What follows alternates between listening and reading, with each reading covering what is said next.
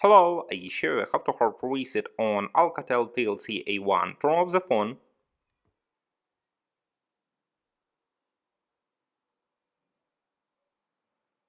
Next, press and hold the power button and volume up key for a few seconds.